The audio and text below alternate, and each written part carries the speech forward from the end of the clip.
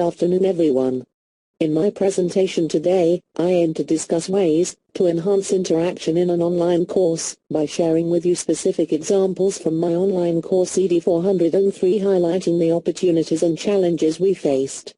So let me hand over to another avatar to take you through this presentation today. Over to you, Shika, the human avatar. Right. I teach a course which is fully online, and I have attempted to enhance interaction in this course by utilizing different tools and techniques. And this is what is going to be the focus of my presentation today. Just to quickly take you through what's there. This would be the structure of my presentation. We'll discuss some keywords, relationships of interest, types of interaction, tools for interaction in an online course, and then the opportunities and challenges that are there.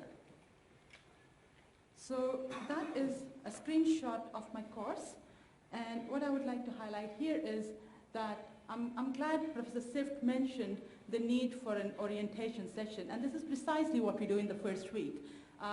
Rather before the first week. There's an orientation video because the students have not seen you face to face, so I think there's a need to establish that personal touch.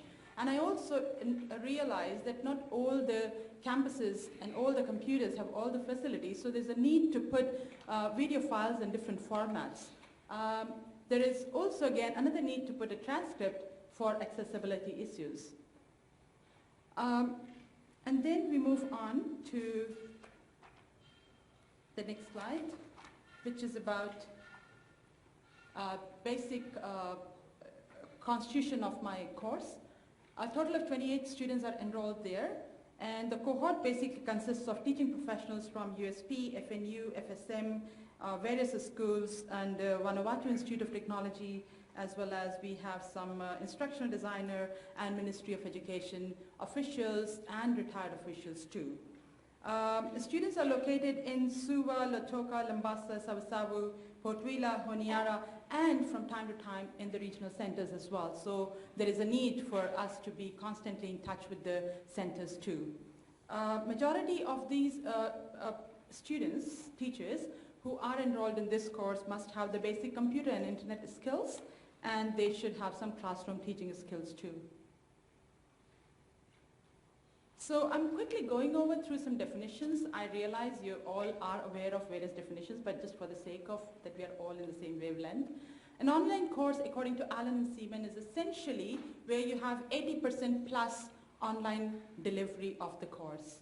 Transactional distance, it's a term that has been coined by Moore, and he talks about the distance that exists not just because of geographical location, but also because of educational and psychological aspects. So this is the distance that we try to cover when we teach online or through distance education mode. I would quickly look at interaction and the two terms that we commonly come across when each time we talk about interaction. Interaction, according to WordWeb, which is an OER, is a mutual or reciprocal action. There are two types of interactions, asynchronous and synchronous. Synchronous is real time. What we have right now, the same thing can happen on online as well. And then we have asynchronous, where you have different response times. It's also called a flexi-time interaction. I've just picked up some relationships of interest from an educator's point of view, highlighting the need for interaction. Schott et al. Has highlighted interaction, the need for social presence in a learning environment, while Vygotsky, who is a renowned educator, he talks about social interaction plays a fundamental role in cognitive development. And then you have studies indicated that establish that enhanced interaction indicates satisfaction with the learning environment. Moore had established 3 components, and interaction is one of the most important component in this course, in online course or a distance education course. There are 5 types of basic interactions that we talk about, especially in a distance education or an online environment, which is learner content, learner instructor, learner learner, learner interface, and vicarious interaction. The introduction that I gave you in the beginning by the Woki video was a flavor of learner interface interaction that the online learner would would experience when they commence their studies. Tools for interaction in an online course. There are various kinds of tools, and I've just highlighted some of those tools here, whether it's instructional, social, web, virtual world tools, blogging, image, audio and video tools, communication tools. There are plenty of those, but the idea is not to get overwhelmed and pick what is needed within our context, what fits our needs, and what our students would be also comfortable with. Now, this slide captures the tools that I have made use of in my course. We have Moodle 2.0 now, which is offered by USP. So what you see in the middle, you have Moodle, and then you have all the various tools that are linked to Moodle. I have opened a Twitter account and I have integrated it onto Moodle. So each time I say something, the students can follow that Twitter account and get updates from there. Then we also have different kinds of other tools which are all integrated with Moodle, such as different audio video files like Voki, Minicam that I generally use for my weekly introduction or weekly notification to the students. And we also use sometimes audio files or a screencast, and they're all integrated within Moodle system. We have some standalone systems like blogger.com, which is generally for the higher level of understanding in Solo's taxonomy, so that students can reflect, students can learn to synthesize, analyze, all those things. We have made use of Google Apps because I think there is tremendous potential in Google Apps, and we have made use of these as well. One particular tool that I would like to highlight later on is GoToTraining. There are 4 aspects of interaction that I'm picking up from this course, and this is what I'm going to be talking about here. And first one is making use of syllabus as a tool to convey to your students the modes of communication, so that you set the expectations right in the first place, and students can then pick up what is suitable to them.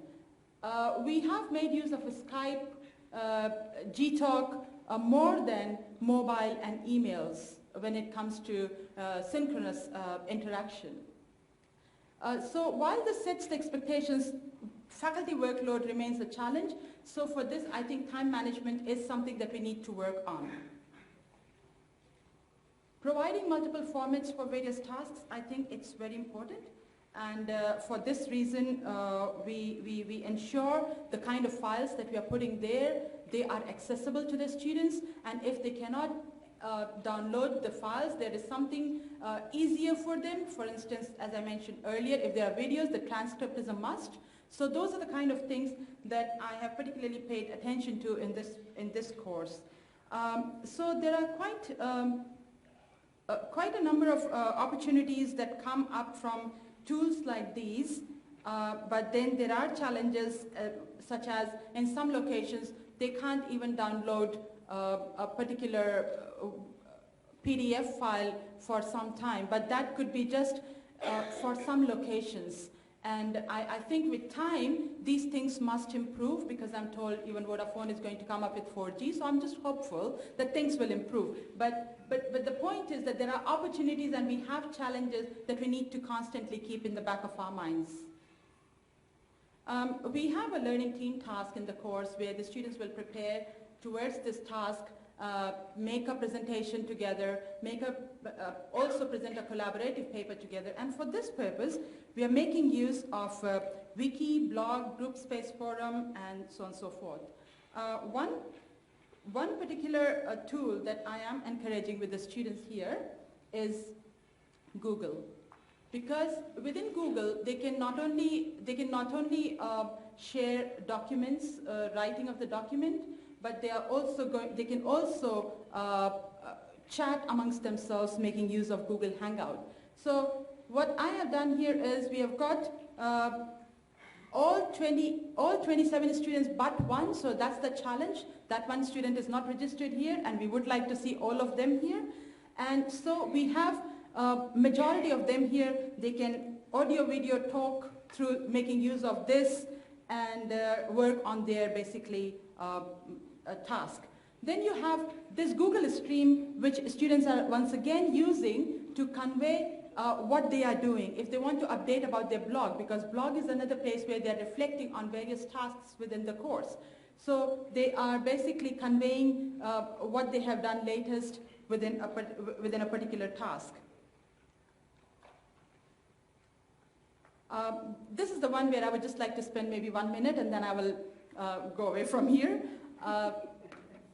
A GoToMeeting is a tool which I have used and it has been hugely successful with the group. The package that I have used is GoToTraining because there was certain requirement that I had for this particular task, and so we made use of this. There is an option to raise hand when the students are within that package, so they can raise hand, they can chat by the side while you're making a presentation. So I started as a webinar, and then students slowly get in, they start discussing things. So there are a number of things happening. There is a very good interaction happening, and it actually mimics a traditional classroom to quite an extent. Again, I would say internet connectivity is really a challenge for us there. I am giving you some of the excerpts here so that you get a flavor of how students have received GoToTraining session. We used it for a number of sessions. The first session was quite successful. We had absolutely no problems. We had students from Vanuatu, we had students from Lambasa, Savu, different locations, and we had absolutely no problem. But the second session, we had a bit of problems, and it was like basic getting onto the system or things like that. And in the third one, you would see how students were actually understanding that these problems are what they should be prepared for when they begin to teach online. For instance, this particular student says, already learning some things through this session, apart from the tidbits, I'm picking up from Ms. Raturi like hidden curriculum and how to run a web conferencing session with people with internet issues. Now, I would just like to bring to your attention that this course is for teachers to teach online. They're learning about the pedagogy and the practices. So while some of you may think that wouldn't they get overwhelmed with the number of tools that I'm introducing them to? Well, if they are going to get into the business of online teaching, they have to prepare themselves with everything and basically adapt to what students are comfortable with. So basically, I'm saying that a job of an online instructor will be quite demanding, but we must be prepared for that. And it is not so difficult. Slowly with time, you can pick up all the tricks of the trade. This is a screenshot from my webinar where I'm showing to you the PowerPoint presentation that we picked up during the course of the webinar, and in the background you have the Moodle home page there, which also allows you to use the highlighter and things like that. Adapting to the situation. Albert could not get into the webinar room because he had some problems. He could not locate the link. So we quickly let him come and talk to us through Skype and gave him the link through this chat option in Skype. You can see that the webinar link is there, and he was then within no time connected with us. So there are problems, but we need to be prepared with the problems. Then there was another time when Cecilia from Solomon Islands, first time connected very well, second time could not connect, but she was with us in the session throughout, making use of Skype, while all the other students were with us making use of GoToTraining session. And I think this is just students excited over the tool, realizing what it can offer to them, and but they do realize that there are challenges, and hence the need to work with CFDL, ITS, and Moodle team, and we do acknowledge their support from time to time. Thank you.